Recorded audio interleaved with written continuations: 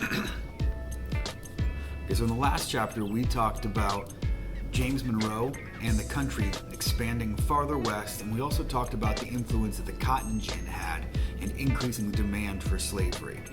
Now we're going to talk about the country growing more, and the issue of slavery is going to cause a bigger problem, which is going to eventually lead to a conflict. So James Monroe is very aware that the country is becoming very divided.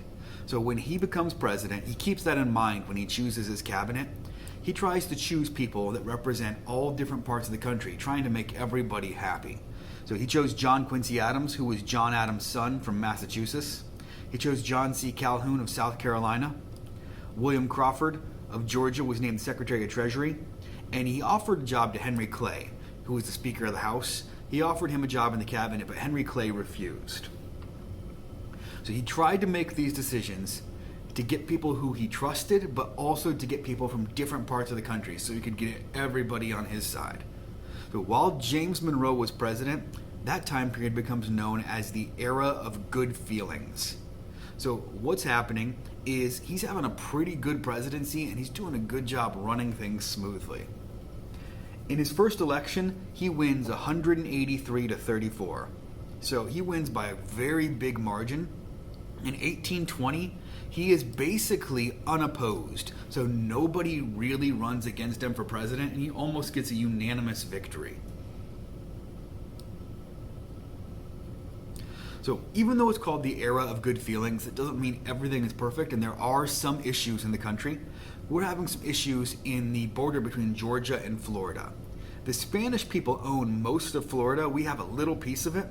But what's happening during this time? These plantation owners who live in Georgia are saying that the Seminole Indians are coming to their plantations and attacking them and setting their slaves free. So because of these border problems, Andrew Jackson gets sent into the area to try to squash it. And he grabs about 1,000 soldiers. They go in, they attack the Native Americans, and they attack the Spanish. And he gets kind of criticized for how harsh he goes in. But he's able to get a victory, and what happens because of this? A treaty is signed called the Adams-Onis Treaty, and under that treaty, the Spanish people give us all of Florida, everything east of the Mississippi River, and we give them $5 million. So once again, Andrew Jackson is seen as a hero.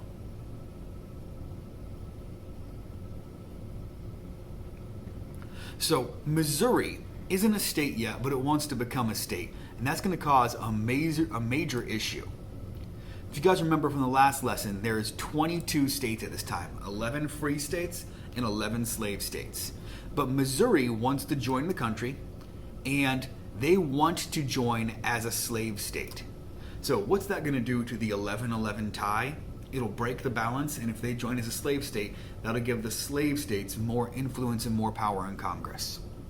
So this is going to be a big problem because many people do not want slavery to spread.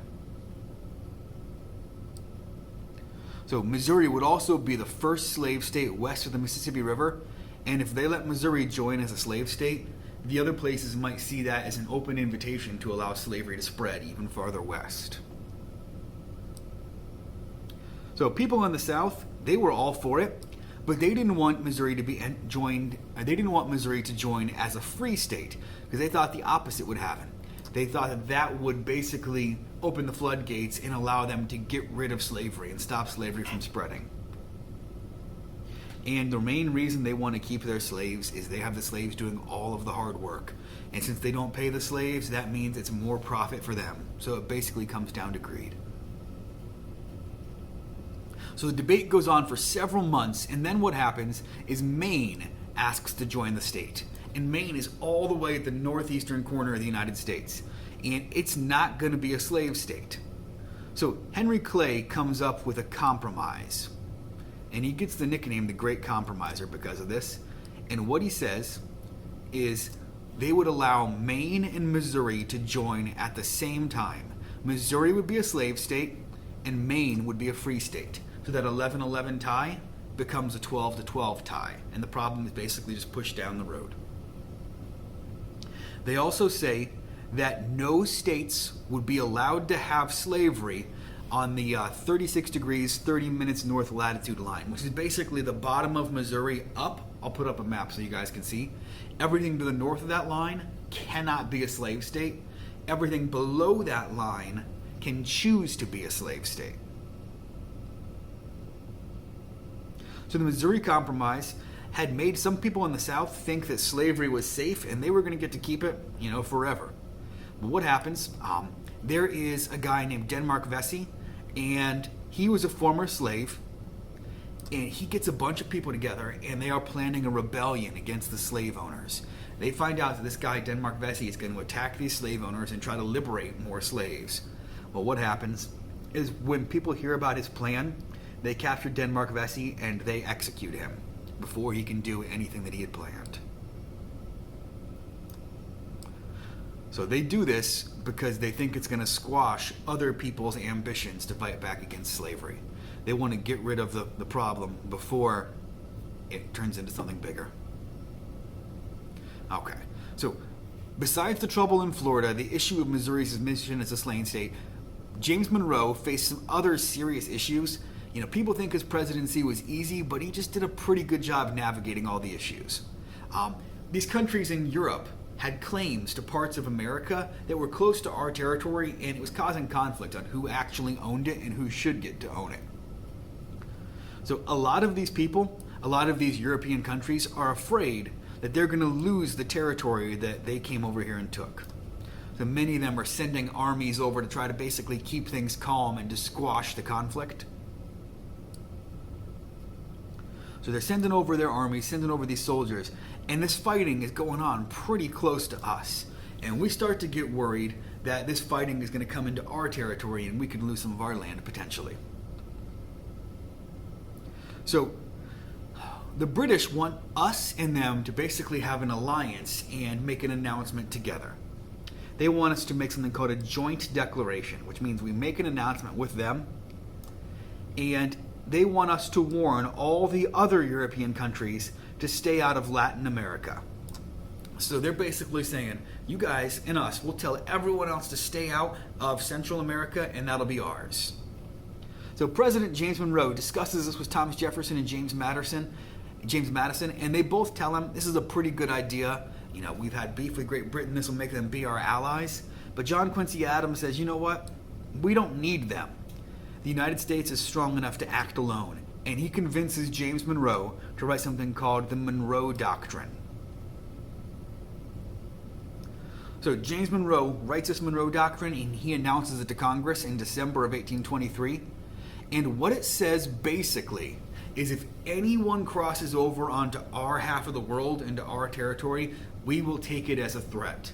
So we were basically drawing a line, telling them, if you cross this line, America sees it as a threat. The British people were upset, and they felt like we basically cut them out of the deal. So the United States had become even more divided than just the North and the South. It's basically split into three regions: the North, the South, and the West. So the West is all about freedom, exploration, and the frontier. The North is about industry, which means factories. And the South is about agriculture, plantations, and slavery. So as the election in 1824 is coming, you have quite a few different candidates. So the northeastern part, the New England states, chose John Quincy Adams. His dad was president. He had lots of experience. He had worked with President James Monroe. So he was a qualified candidate. The West nominates Henry Clay, who was the Speaker of the House, and they nominated Andrew Jackson. So they picked two people to run. Henry Clay was the Speaker of the House, and Andrew Jackson was a war hero with a couple of victories. He had the victory at the Battle of New Orleans, and just in the past lesson, he had the victory in Florida. So he was incredibly popular and has a good chance of becoming president. The South supported a guy named William Crawford of Georgia. And all four of these men were well known, they were strong, they were popular, and realistically any one of them could have won the election. Well, what happens is since these four men are so evenly matched, none of them get enough votes to win. So in effect, it's basically a four-way tie because you have to have above a majority, more than 51% of the electors, to actually win, and none of them have enough to do that. So according to the 12th Amendment to the Constitution, the House of Representatives decides the election whenever there's a tie. So Henry Clay is in a difficult position. He's one of the people eligible to become president, but he's also the Speaker of the House. So he's got to convince everybody who they should actually choose to be president. He does not want Andrew Jackson to win because he doesn't like Andrew Jackson. And he believes John Quincy Adams would be a better choice. So Henry Clay uses his pull, uses his position as Speaker of the House to get people to vote for John Quincy Adams. And in return, John Quincy Adams makes Henry Clay the Secretary of State once they choose him as president. Now, some people are happy with John Quincy Adams, but Andrew Jackson is angry. He feels like he was cheated and should actually be the president.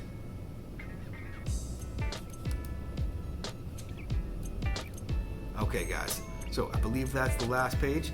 So I want you guys to open up Google Classroom and go to Chapter 10, Lesson 2 and 3 worksheet.